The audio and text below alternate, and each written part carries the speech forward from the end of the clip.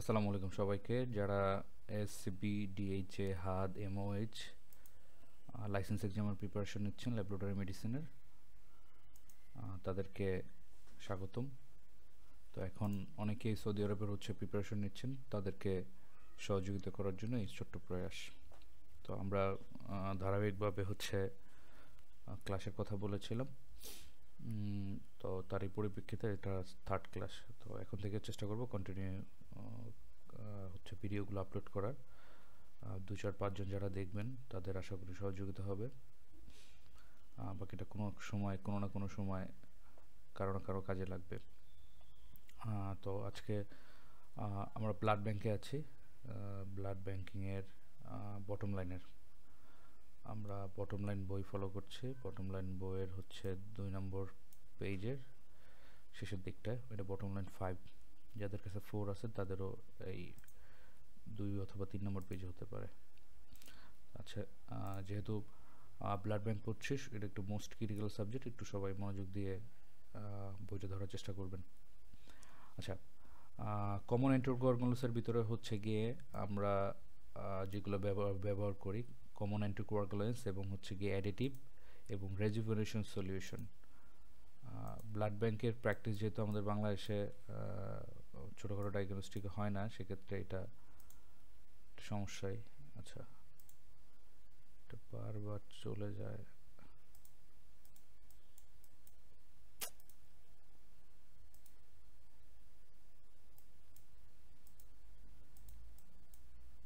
আচ্ছা, তো অ্যান্টিকোয়াগুলেন্স তো আমরা জানি।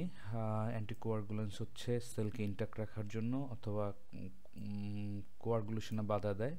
অ্যাডিটিভ সলিউশন এবং রেজুভেনেশন সলিউশন এই এই সবগুলোই সেলকে আপনার ইন্ট্যাক্ট রাখার জন্য এবং সেলকে কোয়াগুলেশনে বাধা দেয়। এবং রেজুভেনেশন সলিউশনটা গিয়ে আপনার সেলের শেল লাইফটা বাড়ায় দেয়, অর্থাৎ সেলের যে লাইফ স্প্যান আছে সেটাকে আবার নতুন করে দেখা গেছে লাইফ স্প্যান বাড়ায় দিবে। আমরা সামনে পড়তে গেলে পুরো ব্যাপারগুলা ক্লিয়ার হবে। Expiration with anticoagulants and additives. Expiration with anticoagulants and additive, আসলে লাইন বাই লাইন না ধরাই ভালো, সময়টা বাঁচবে। এসিডি, সিপিডি, সিপিডি 21 ডেজ, অর্থাৎ এই অ্যান্টিকোয়াগুলেন্টসগুলো যদি আমরা ব্যবহার করি তাহলে 21 ডেজ পর্যন্ত ব্লাড প্রোডাক্টটা ভালো থাকবে।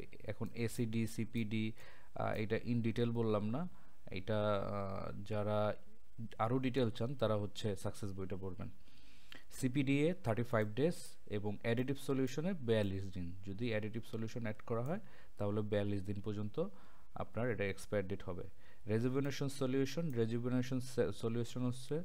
Restore 2,3 DPG and ATP. Rejuvenation solution হবে 2,3 ডিপিজি এবং ATP can freeze unit or if used 24 hours can be stored 1 to 6, must be washed cell before the transfusion, remove the solution। অর্থাৎ যদি আমরা রেজুভেনেশন solution ব্যবহার করি ট্রান্সফিউশনের আগে, সেটা ওয়াশ করে নিতে হবে। এখন ডোনার, এখানে যে বটম লাইনের সবচেয়ে মজার ব্যাপার হলো যে এই যে পয়েন্টগুলো আপনার মনে রাখতে হবে, সেই পয়েন্টগুলো এরকম টেস্ট অ্যালার্ট দিয়ে, এটা স্কিপ করার কোনো ওয়ে নাই। যেমন ডোনার ডিফারাল কি, ফোকাস অন ব্লাড বোন প্যারাসাইট, যেমন ব্লাড বোন প্যারাসাইট কী কী আছে এটা মাথায় রাখতে বলছে। নলেজ অফ অ্যান্টিকোয়াগুলেন্টস, রেজুভেনেশন সলিউশন এবং এক্সপায়ার টাইম। তো আমরা রেজুভেনেশন সলিউশন এবং তাদের এক্সপায়ার ডেটগুলো আমাদের জানতে হবে। এবার অটোলোগাস ইউনিট। অটোলোগাস যে অটোলোগাস সেলফ নিজেকে নিজে দেওয়ার ক্ষেত্রে কি করণীয়।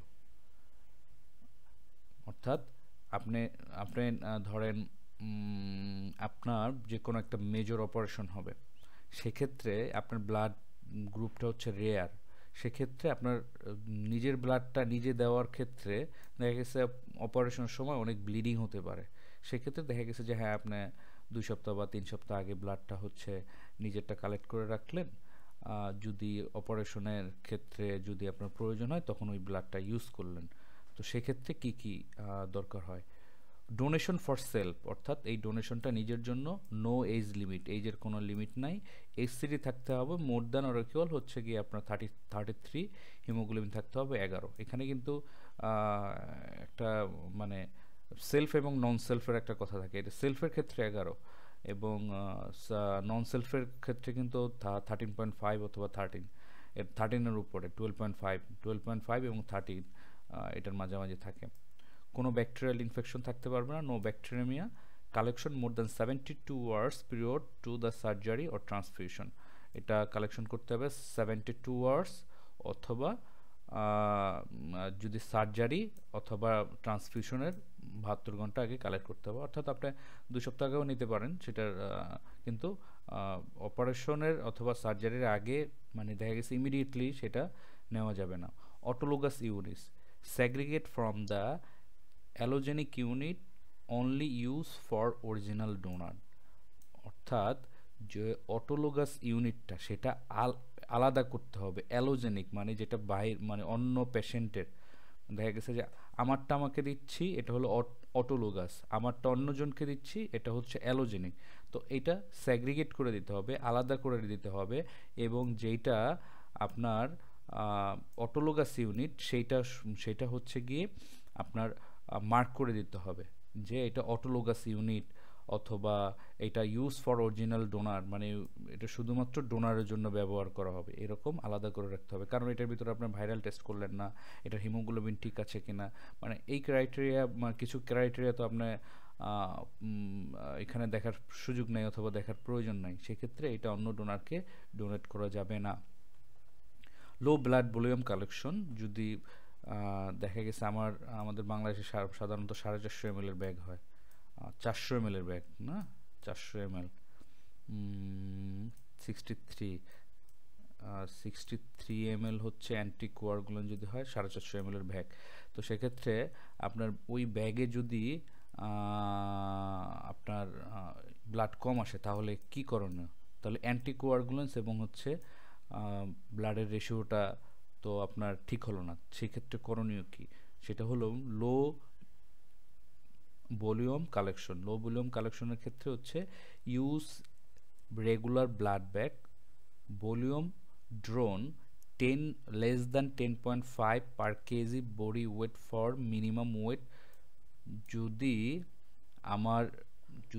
এক ব্যাগ ব্লাড নিতে হয় তাহলে প্রতি কেজির বিপরীতে 10.5-এর নিচে হচ্ছে আপনার ব্লাড নিতে হবে, এটা ইনক্লুড 450 প্লাস হচ্ছে গিয়ে 45 ml প্লাস হচ্ছে টেস্টিং স্যাম্পল সহ 500 ml এর উপরে নেওয়া যাবে না। যেমন আমার ওয়েট আছে 50 কেজি, তো সেক্ষেত্রে আমার ব্লাড হচ্ছে গিয়ে 500 ml এর বেশি নেওয়া যাবে না। If 300 to 404 ml drone level as red cell low volume, অর্থাৎ যদি কম আসে তাহলে হচ্ছে রেড সেল লো ভলিউম মেনশন করে দিতে হবে। Component may be made from those unit, ওই ইউনিট থেকে আমরা হোল ব্লাড হিসাবে আমরা ওইটা ট্রান্সফিউজ করব না, সেটা থেকে আমরা বিভিন্ন কম্পোনেন্ট তৈরি করতে পারি, রেড সেল তৈরি করতে পারি, লিউকোসাইট তৈরি করতে পারি, প্লাটিলেট তৈরি করতে পারি, অন্যান্য কম্পোনেন্ট তৈরি করতে পারি। তাহলে আমাদের অটোলোগাস ইউনিটের ক্রাইটেরিয়া যদি আমি বলি, অটোলোগাস ইউনিটটা হচ্ছে গিয়ে নিজের অপারেশন বা কোনো ধরনের সার্জারির জন্য হচ্ছে গিয়ে দেওয়া, ডোনেশন ফর সেলফ, কোনো এজ লিমিট থাকবে না, 33-এর উপর হচ্ছে হেমাটোক্রিট থাকতে হবে, 11-এর উপর হচ্ছে হিমোগ্লোবিন থাকতে হবে, কোনো ব্যাকটেরিয়াল ইনফেকশনের হিস্ট্রি থাকা যাবে না, 72 ঘন্টার আগে হচ্ছে গিয়ে কালেকশন করতে হবে, অটোলোগাস ইউনিটকে আলাদা করতে হবে এবং শুধু অরিজিনাল ডোনার জন্য এটা মার্ক করে রাখতে হবে। এবং যদি রেগুলার ব্লাড ব্যাগের কথা চিন্তা করি সেখানে হচ্ছে গিয়ে লেস দ্যান হচ্ছে 10.5-এর নিচে হচ্ছে ব্লাড কালেকশন করতে হবে পার ওয়েটের, আর হচ্ছে গিয়ে ওভারঅল হচ্ছে গিয়ে 450 ml প্লাস হচ্ছে 45 ml টেস্টিংয়ের জন্য যে যদি দরকার হয়, টোটাল 500 ml এর বেশি নেওয়া যাবে না। আর যদি 300 থেকে 440 যদি ব্লাড কালেকশন করা হয় সেটা হচ্ছে গিয়ে লেবেল করে দিতে হবে লো ব্লাড সেল ভলিউম, এবং সেটা দিয়ে হচ্ছে কম্পোনেন্ট আমরা তৈরি করতে পারি।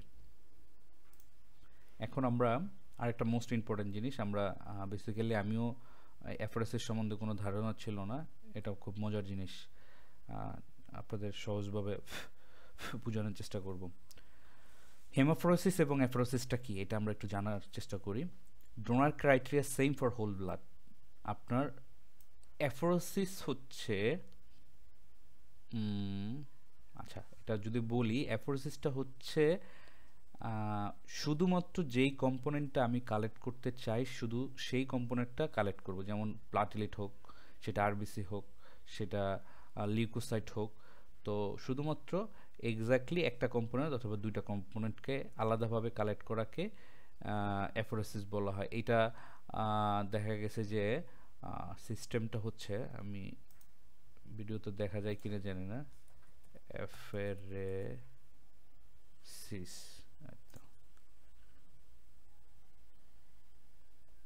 মজার ব্যাপার, প্রথমেই পেয়ে গেলাম।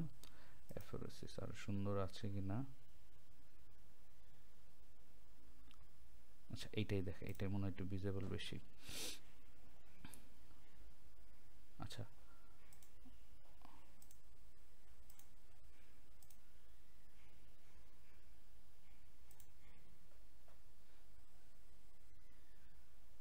আচ্ছা অর্থাৎ অ্যাফোরেসিস সিস্টেমটা হচ্ছে এমন একটা মেশিনের মাধ্যমে, এটা হচ্ছে অ্যাফোরেসিস মেশিন, অর্থাৎ যেই কম্পোনেন্টটা সিলেক্ট করব এক পাশ থেকে হচ্ছে হোল ব্লাডটা কালেক্ট করলো, মেশিন থেকে হচ্ছে অ্যাফোরেসিস প্রসেসে ওই কম্পোনেন্টটা যেমন প্লাটিলেটটা রেখে বাকিটা আবার হচ্ছে ডোনারের হচ্ছে বডিতে আবার হচ্ছে গিয়ে সেটা আলাদাভাবে পাঠিয়ে দিল। অর্থাৎ আমার যে কম্পোনেন্টটা দরকার সেই কম্পোনেন্টটাই কালেক্ট করলাম, সেটাকে প্রসেসটাকে অ্যাফোরেসিস বলা হয়। ইন ডিটেল আরও আমরা সামনে যাব। Limits number of donor expose. আপনার apheresis instrument can be selectively remove needed component and return the components not needed. এই যেই কথাটা বাংলায় বললাম যে অ্যাফোরেসিস হচ্ছে একটা ইনস্ট্রুমেন্ট যেখানে সিলেক্টিভ প্রোডাক্ট রাখবে, রিমুভ করবে এবং যেই প্রোডাক্টটার প্রয়োজন নেই সেই প্রোডাক্টটা আবার রিটার্ন করবে, মানে রিটার্ন করবে কোথায়, পেশেন্টের বডিতে। সাইটোপ্রোসিস সাইটোফেসিস প্রসেসটা হচ্ছে প্লাটলেট, গ্রানুলোসাইট এবং লিউকোসাইট, এই প্রসেসটাকে সাইটোপ্রোসিস বলা হয়। Donation at 2 days apart, no more than 2 in 7 days। অর্থাৎ আপনি হচ্ছে যদি প্লাটিলেট, গ্রানুলোসাইট এবং লিউকোসাইট এক সপ্তাহে দুবার দিতে পারবেন, দেখা গেছে আমি এ সপ্তাহে 1 ইউনিট দিলাম, শনিবার 1 ইউনিট দিলাম, আমি আবার দেখা গেছে যে মঙ্গলবার 1 ইউনিট দিলাম, কিন্তু এক সপ্তাহে 2 বারের বেশি না। If RBC can not be return must be wait 4 week. 4 উইকে 1 2 4 2 মাস হয়ে যায়। যদি আরবিসি, এখানে একটা পয়েন্ট হচ্ছে, যদি আরবিসি যদি অ্যাফোরেসিস প্রসেসে যদি আরবিসি রিটার্ন না হয়, যে আমার দরকারি আরবিসি যদি আরবিসি যদি আমার রিটার্ন না হয় তাহলে হচ্ছে কি আমার 2 মাস অপেক্ষা করতে হবে। আর deferral in that 16 week for 2 unit RBC apheresis. যদি 2 ইউনিট যদি আমি অ্যাফোরেসিস প্রসেসে আরবিসি কালেক্ট করি তাহলে 8 2 16, মানে প্রতি ইউনিটের জন্য 2 মাস এবং 2 ব্যাগের জন্য 16 সপ্তাহ আমার অপেক্ষা করতে হবে। এ 2 unit RBC donation must not decrease donor hematocrit below 30% and hemoglobin below 10 gram per DL. যদি আপনি 2 ইউনিট ব্লাড ডোনেশন করতে চান, ব্লাড বলতে হোল আরবিসি ডোনেশন করতে চান, তাহলে আপনার 30%-এর নিচে কোনোভাবে হেমাটোক্রিট হতে পারবে না এবং হিমোগ্লোবিন 10.0 নিচে হতে পারবে না। তো অ্যাফোরেসিসের ক্ষেত্রে মোস্ট ইম্পর্টেন্ট জিনিস হচ্ছে, যদি আমার এখানে মনে রাখার মতো, ডোনার ক্রাইটেরিয়া হচ্ছে কি হোল ব্লাডের মতো, limit number of donor expose. Apheresis instrument হলো সেন্সিটিভ ইনস্ট্রুমেন্ট, এটা হচ্ছে যে কম্পোনেন্টের প্রয়োজন সেটা হচ্ছে গিয়ে রাখবে, বাকিটা রিটার্ন করবে। সাইটোফ্লোসিসের ভিতরে হচ্ছে প্লাটিলেট, গ্রানুলোসাইট এবং লিউকোসাইট। ডোনেশন অ্যাটলিস্ট 2 days এপার্ট, 2 দিনে হচ্ছে একবার দিতে পারবে, not more than 2 in 7 days period. 7 days পিরিয়ডের ভিতরে 2বারের বেশি না। আরবিসি যদি রিটার্ন না হয় সেক্ষেত্রে হচ্ছে 8 সপ্তাহ। আর আরবিসি যদি 2 ইউনিট হচ্ছে এক এফআরএসিসে দেওয়া হয় তাহলে 16 সপ্তাহ ডিফারেল থাকবে। এই unit of RBC donation not decrease donor hematocrit below 30, অর্থাৎ আপনার আপনার যদি 2 ইউনিট আরবিসি রোগীকে ডোনেশন করেন সেই ক্ষেত্রে 30-র নিচে কোনোভাবেই নামা যাবে না, এবং হিমোগ্লোবিন যাতে আমার 10-এর নিচে না নামে। এখন দেখা গেছে যে আমার হিমোগ্লোবিন আছে 10 বা 12, সেক্ষেত্রে 2 ব্যাগ আমি ব্লাড দিয়ে দিছি, আমার হয়ে গেছে দেখা গেছে তখন 9, তখন যে ডোনার সেই রিক্সে হয়ে গেল, হেমাটোক্রিট হয়ে গেছে 27, তখন ডোনার রিক্স হয়ে গেল। তো আমার ক্যালকুলেশনটা রাখতে হবে, আমার 1 ইউনিট আরবিসিতে প্রায় আমাদের প্লাস মাইনাস হচ্ছে 1 গ্রাম করে হচ্ছে গিয়ে আমার আরবিসি ডোনেশনে কমবে বা এরকম, বা পেশেন্টকে দিলে 1 ইউনিট করে বাড়বে, 1 গ্রাম করে বাড়বে। তো সেক্ষেত্রে আমার চিন্তা করতে হবে আমি 2 ইউনিট দিচ্ছি, আমার যদি 12 থাকে তাহলে ঠিক আছে, তো এর নিচে হলে তখন তো আর আপনি দিতে পারবেন না। Apheresis use for autologous units. Apheresis unit এখানে মনে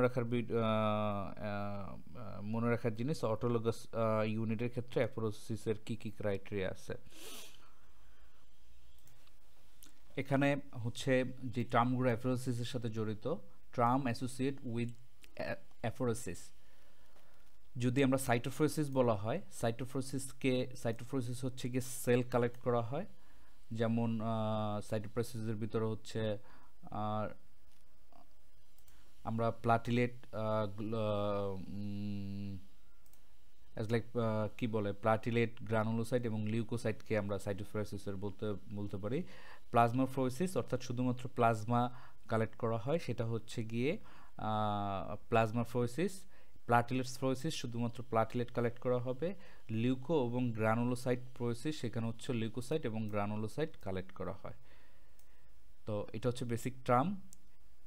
haematopoietic progenitor cell can be collected from the peripheral circulation. যদি হেমাটোপয়েটিক প্রোজেনেটর সেল কালেক্ট করতে হয় সেটা পেরিফেরাল সার্কুলেশন থেকে আমরা কালেক্ট করতে পারবো। থেরাপিউটিকের ভিতরে remove of blood component, platelet, leucocyte এবং আরবিসি। কিছু ডিজিজের ক্ষেত্রে দেখা গেছে যে আপনার অ্যাবনর্মাল হচ্ছে গিয়ে সার্কুলেশন অথবা অ্যাবনর্মাল কাউন্ট হয়ে যায়, তখন থেরাপিউটিকের কারণে হচ্ছে হয়তো বা আরবিসি, লিউকোসাইট অথবা প্লাটিলেটকে রিমুভ করে দিতে হয় অথবা ফেলে দিতে হয়, এটার কোনো কাজেই লাগে না। তো এটা থেরাপিউটিক রেঞ্জের কারণে। রিমুভ অফ ব্লাড সাবস্টেন্স, এটার ভিতরে হচ্ছে কি ব্লাড সাবস্টেন্সের ভিতরে হচ্ছে protein, immunocomplex, plasma and high molecular weight particle. কিছু ক্ষেত্রে ডিজিজের ক্ষেত্রে এই সেলগুলোকে হচ্ছে গিয়ে প্রোটিনগুলোকে আলাদা করে সেটাকে হচ্ছে ফেলে দিতে হয়, অর্থাৎ ওইটা কোনো ধরনের আলটিমেটলি যে আপনি যে ব্লাড কালেক্ট করে যে আরেক পেশেন্টকে দিলেন সেটারও কোনো সুযোগ নেই, কারণ ওইটা অ্যাবনর্মালিটি। আচ্ছা, তারপর haematopoietic progenitor cell and stem cell আমরা জানি যে হেমাটোপয়েটিক এগুলো হচ্ছে আদি সেল, অর্থাৎ সেলের শুরুর দিকটা হচ্ছে হেমাটোপয়েটিক প্রোজেনেটর এবং স্টিম সেল পাওয়া যায়।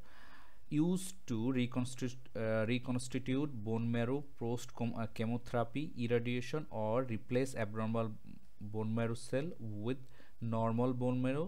অর্থাৎ আপনার এই হেমাটোপয়েটিক এবং স্টিম সেলগুলো কোনো ধরনের দেখা গেছে যে কেমোথেরাপিতে কি হয়, সেলগুলো হচ্ছে অ্যাবনর্মালিটি হয়ে যায়, অ্যাবনর্মাল গ্রোথ, অ্যাবনর্মাল সাইজ, তখন ওই সেলগুলোর প্রয়োজন হয় কি ওই কেমোথেরাপি দিয়ে ওই সেলের অ্যাবনর্মাল সেলগুলোর গ্রোথটাকে কমিয়ে দেওয়া অথবা নষ্ট করে দেওয়া, তখন প্রয়োজনটা হয় নতুন করে বোন ম্যারো অথবা প্রয়োজনটার সেল কালেক্ট করার, অথবা কোনো ধরনের ডিজিজ কন্ডিশনে যদি প্রয়োজন হয় সেক্ষেত্রে আমরা বোন ম্যারোকে হচ্ছে রিকনস্টিটিউট করে কনজেনিটাল ইমিউনোডিফিসিয়েন্সি, এটা হতে পারে কনজেনিটাল যদি ইমিউনোডিফিসিয়েন্সি হয় তখন হচ্ছে গিয়ে বোন ম্যারো দরকার হয়, অথবা এই হেমাটোপয়েটিক স্টেম সেলের দরকার হয়। অ্যানিমিয়া, ম্যালিগন্যান্ট ডিসঅর্ডার অফ বোন ম্যারোতে যদি ম্যালিগন্যান্ট ডিসঅর্ডার থাকে তখন রেড সেল ডিসঅর্ডার ইটিসি। অর্থাৎ আপনার যদি কনজেনিটাল জন্মগত যদি কোনো ইমিউনোডিফিসিয়েন্সি থাকে, অ্যানিমিয়া থাকে, ম্যালিগন্যান্ট ডিসঅর্ডার থাকে বোনে, তখন বোনে যদি হচ্ছে গিয়ে রেড সেল অথবা সেল বোন ম্যারো প্রোডাকশন না করতে পারে, তখন আলটিমেটলি তো আপনার কোনো না কোনোভাবে সেল কালেক্ট করতে হবে। তখন এই সেল কালেক্ট করে স্টেম সেল অথবা প্রোজেনার সেলকে ডোনেশন করতে হবে। Cell obtain from the bone marrow, সেলটা হচ্ছে বোন ম্যারো থেকে কালেক্ট করা যায় umbilical cord and peripheral blood, এবং পেরিফেরাল ব্লাড থেকে হচ্ছে অ্যাফ্রাসিসের মাধ্যমে, অর্থাৎ অ্যাফ্রাসিসের মাধ্যমে আমি এক্স্যাক্টলি দরকার হচ্ছে গিয়ে স্টেম সেলটাই আমি কালেক্ট করতে পারবো। অ্যালোজেনিক বোন ম্যারো, অ্যালোজেনিকটা হচ্ছে অ্যালোজেনিক বোন ম্যারোর ক্ষেত্রে HLA আইডেন্টিক্যাল।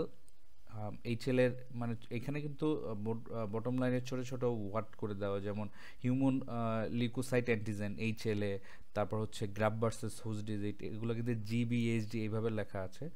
তো আপনারা যারা পড়ছেন আশা করি যে এই ছোট শর্ট ভাবে যেগুলো লেখা ওগুলো বুঝবেন। ইন ডিটেলসে যদি বলতে চাই তাহলে সময় অনেক বেশি লাগবে।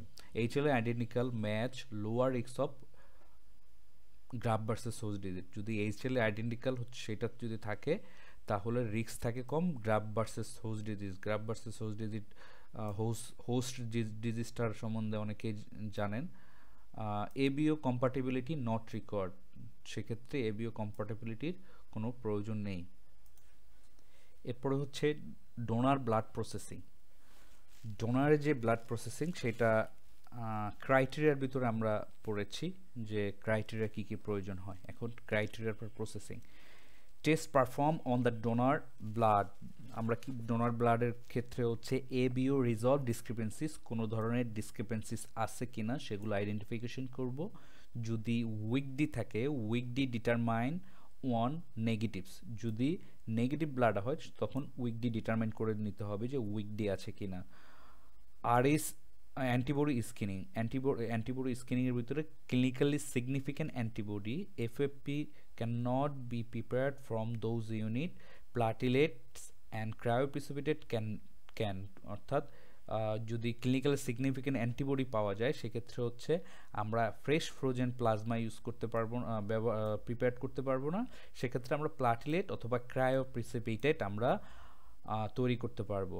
Contain minimum plasma for volume, কিছু অল্প পরিমাণ হচ্ছে প্লাজমা ভলিউমের প্রয়োজন হবে, যেটা হচ্ছে ক্রায়ো অথবা প্লাটিলেটের যদি প্রিপেয়ার করতে হয়। সেটা দেখা গেছে যে ক্লিনিক্যাল সিগনিফিক্যান্ট অ্যান্টিবডির যে ক্রাইটেরিয়া সেটার সাথে ওই ধরনের রিয়াকশন করতে পারবো, এর জন্য অল্প পরিমাণ হচ্ছে আমরা প্লাজমা রাখতে হবে। সেলোজিক্যাল টেস্টের ভিতরে হচ্ছে RPR টেস্ট করব, সিপিলিসের জন্য অ্যান্টিবডি টেস্ট করব ট্রিপোনোমা ক্রুজি।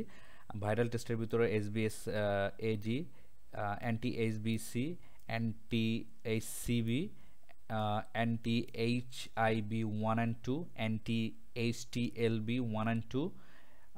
নেট টেস্টের ভিতরে হচ্ছে HIV 1 RNA, HCV RNA, West Nile virus RNA এবং HBV RNA।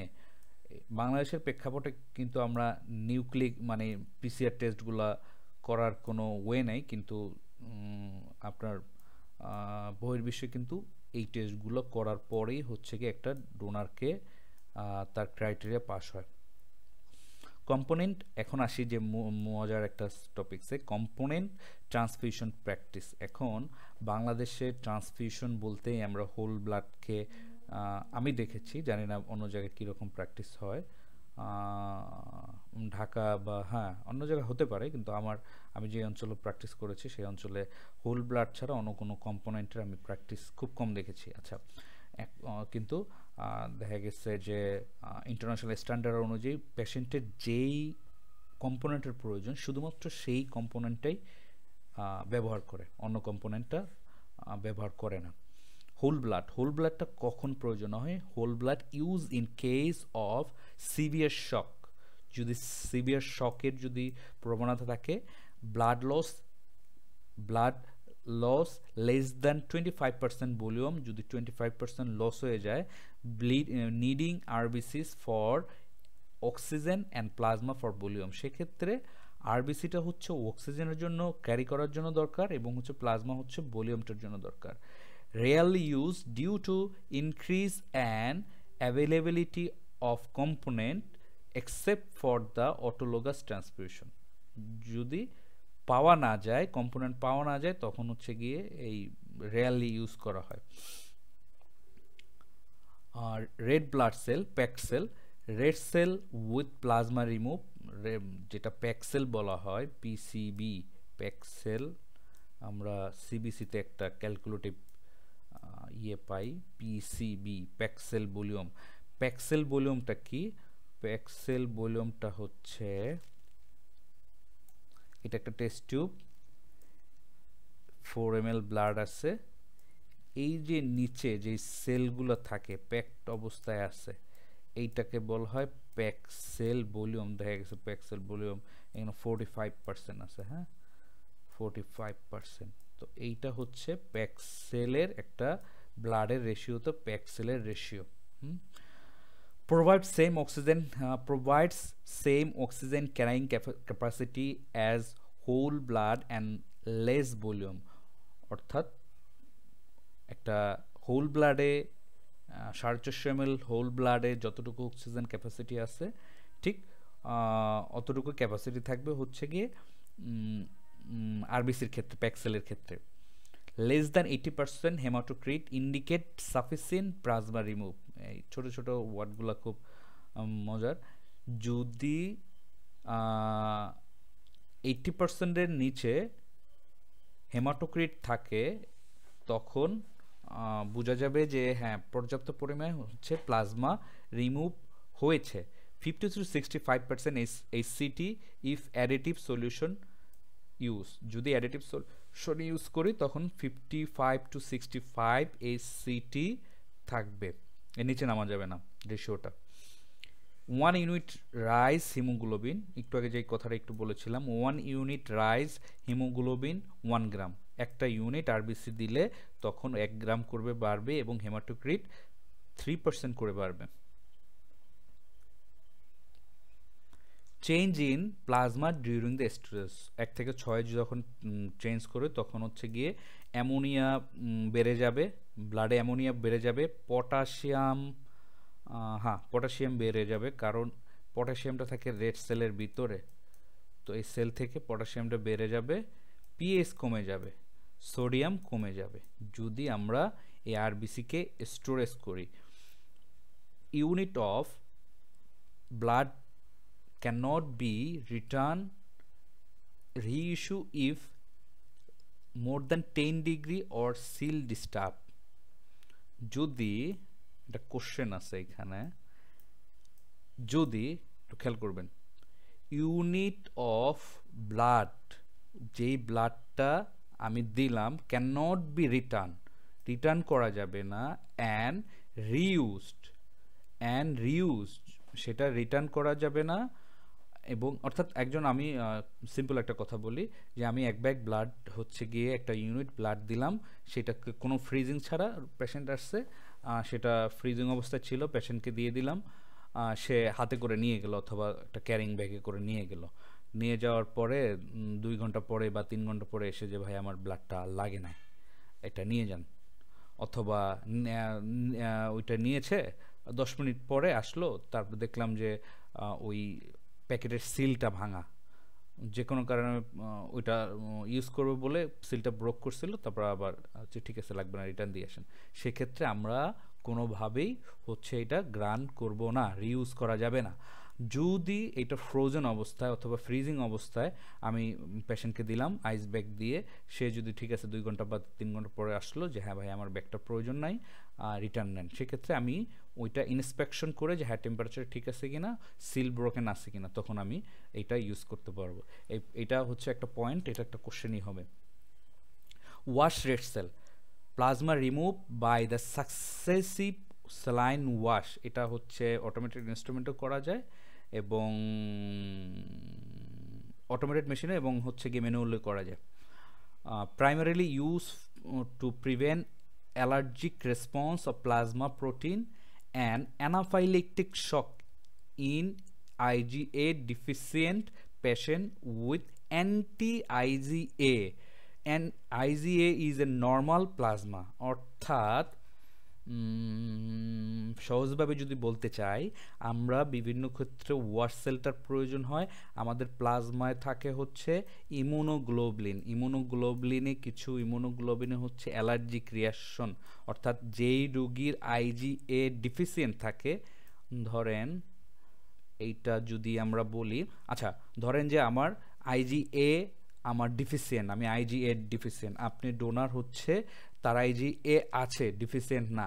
এখন আমার তো অ্যান্টি আইজিএ প্রডিউস করছে, এখন আপনি যখন আপনার ব্লাড দিবেন, আপনার ব্লাডে তো হচ্ছে আইজিএ আছে, তখন ওই অ্যান্টি আইজিএর সাথে একটা ইমিউনো কমপ্লেক্স অর্থাৎ ইমিউনো রেসপন্স অর্থাৎ অ্যালার্জিক একটা রেসপন্স করবে। এই জন্য এই আইজিএ ডিফিসিয়েন্ট যে পেশেন্ট, তাদেরকে হচ্ছে গিয়ে আমরা সেলটাকে ওয়াশ করে দিতে হয়, এটা নর্মালি প্লাজমাতে থাকে। Remove anti HPA1 for maternal blood use for neonate transfuse, আমরা হচ্ছে বিভিন্ন ক্ষেত্রে হচ্ছে নিউনেটের ট্রান্সফিউশন ক্ষেত্রে হচ্ছে ওয়াশ সেলটা ব্যবহার করা হয়। রিমুভ দ্য কম্পোনেন্টস, এবং এই কম্পোনেন্টসটাকে রিমুভ করে নেওয়ার জন্য বিভিন্ন ক্ষেত্রে নিউনেটের ট্রান্সফিউশন ক্ষেত্রে ওয়াশ সেলটা ব্যবহার করা হয়। expired 24 hours after the seal or original unit broken, অর্থাৎ একটা প্যাক সেল অথবা একটা ইনটেক সেলকে, একটা ইনটেক ইউনিটকে যদি আমি ভাঙি, সেটা 24 আওয়ার্সের ভিতরে তার এক্সপায়ার ডেট শেষ, অর্থাৎ একটা ইউনিট নিলাম, সেটা যে কোনো প্রসেসিং করলাম, সেটা 24 আওয়ার্সের ভিতরে ট্রান্সফিউজ করতে হবে অথবা সেটা এক্সপায়ার্ড হয়ে যাবে।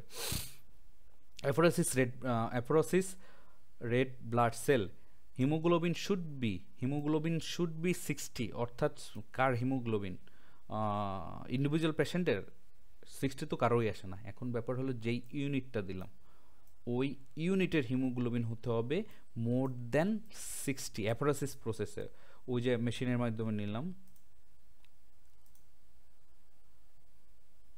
এই যে মেশিনের মাধ্যমে যেটা নিলাম, অ্যাফোরোসিস প্রসেসে যেটা নিলাম, এইটার কথা বলছি, যে haemoglobin should be more than 60 in individual unit, অর্থাৎ একটা যে ব্যাগ সেটা 60 হতে হবে, মোর দ্যান 95% ইউনিট টেস্ট, অর্থাৎ এটাকে বলা হয় পুল যদি হয়, মানে 4-5 জনের রেড সেলটাকে একসাথে করে নেওয়াটাকে পুল বলা হয়, তখন দেখা গেছে যে এভারেজে আমাদের হচ্ছে 95% টেস্টেই আমার হচ্ছে মোর দ্যান 50 যদি হয় সেটা হতে হবে। Leukocyte reduce less than 5 into 10 to the power 6 leukocytes unit with final hemoglobin more than 51 in individual unit, যদি লিউকোসাইট রিডিউস যদি আমি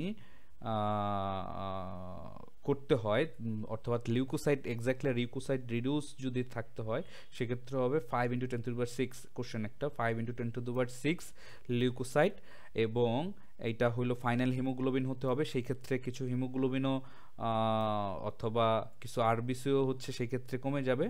ইন্ডিভিজুয়ালে হচ্ছে গিয়ে ইন্ডিভিজুয়াল মানে ব্যক্তিগতভাবে তখন হচ্ছে গিয়ে 51 থাকবে, এবং যদি 42.5 গ্রাম 95%, যদি পুল রেড সেল হয় সেক্ষেত্রে হচ্ছে 42 আমার হিমোগ্লোবিন থাকবে।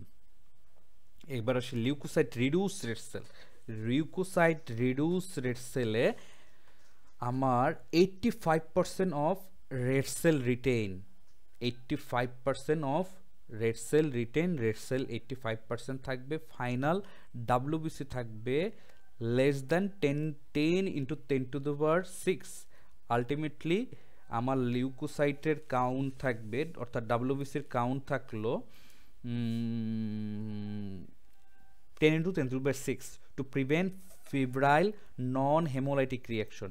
নন হেমোলাইটিক রিয়াকশনের প্রিভেন্ট করার জন্য HLA alloimmunisation and transfusion of CMV cytomegalovirus অর্থাৎ সাইটোমেগালোভাইরাসের যদি রিয়াকশন বা হেমোলাইটিক রিয়াকশন প্রিভেন্ট করার জন্য লিউকোসাইট রিডিউস রেড সেলটা ব্যবহার করা হয়। প্রিপেয়ার্ড বাই ফিল্টারেশনের মাধ্যমে প্রিপেয়ার্ড করা হয়। এই ফিল্টারটার নাম আছে, নামটা হচ্ছে ভুলে গেলাম, RBC filter name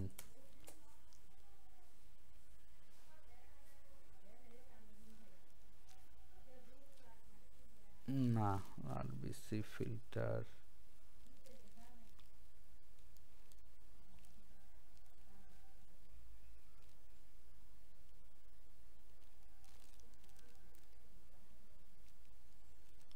RBC filter name একটা স্পেসিফিক নাম আছে। আচ্ছা যাই হোক, এখন দেখছি না। অর্থাৎ একটা ফিল্টার ব্যবহার করা হয় আরবিসি গুলাকে হচ্ছে প্রিপেয়ার করার জন্য। এটা আচ্ছা যাই হোক, মনে আসছে না। Use primarily for patient with repeated febrile non haemolytic reaction, এটা ব্যবহার করা হয়। লিউকোসাইট রিডিউসটা হচ্ছে ফিব্রাইল নন হেমোলাইটিক রিয়াকশনটা প্রিভেন্ট করার জন্য। Usually due to presence of cytokine release from the white cell cytokine release করে or allo immunisation of to HLA or leucocyte antigen, অর্থাৎ নিজের সেলের বিরুদ্ধে নিজেদের একটা ইমিউনাইজেশন তৈরি করে, এরকম একটা ব্যাপার স্যাপার হয়। তখন হচ্ছে সেটা রিডিউস করার জন্য, সেটা কমানোর জন্য হচ্ছে সেলটাকে রিডিউস করে নিতে হয় লিউকোসাইট ফ্রোজেন। আচ্ছা 30 মিনিট না আর। আচ্ছা এরপরে আমরা বিওসি প্র্যাকটিস করব এটা শেষ করে। Frozen cell, deglycerised cell, frozen cell or deglycerized cell protect from ultra low temperature by cryoprecipitative agent, অর্থাৎ সেলটাকে তো আমরা ফ্রিজিং করব, যেটা -65 -45, এটা হলো আলট্রা লো টেম্পারেচার।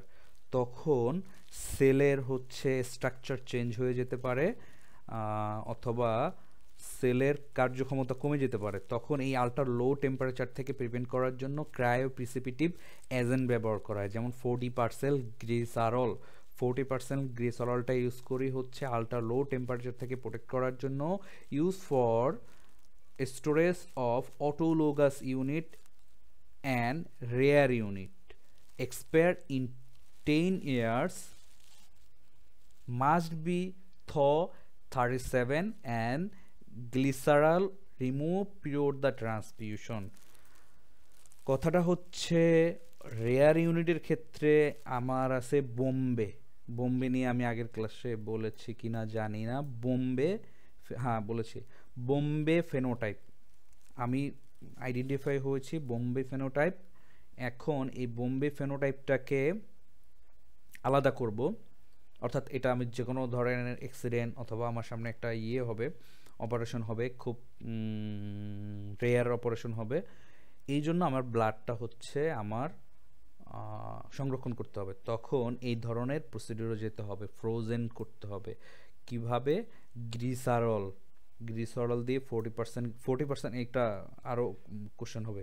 40% গ্লিসারল দিয়ে 10 ইয়ার্সের এক্সপিরিয়েন্স পাবো এবং 37-এ আমি এটাকে মানে গলাবো এবং হচ্ছে রিমুভ করব ট্রান্সফিউশনের আগে এই গ্লিসারলটাকে রিমুভ করব।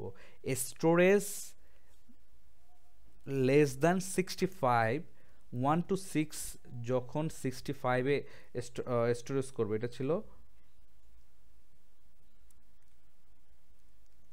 এটা ছিল স্টোরেজ, আচ্ছা এটাই 65, লেস দ্যান 65-এ হচ্ছে আমি স্টোরেজ করব 1 to 6 হচ্ছে 24 আওয়ার্স আফটার দ্য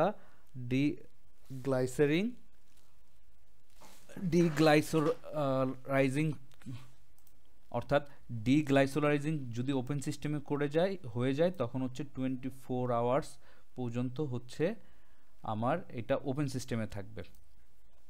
তাহলে আমরা ফ্রোজেন সেল পর্যন্ত আমরা বললাম। এরপরে হচ্ছে ফ্রেশ ফ্রোজেন প্লাজমা থেকে আমরা 2 পেজ, তাহলে 2 পেজ না, হ্যাঁ 2 পেজের মতো আমরা একটু আলোচনা করলাম। এখন আমরা বিওসিতে গিয়ে দেখি কোথা থেকে কিভাবে কোশ্চেনটা হয়।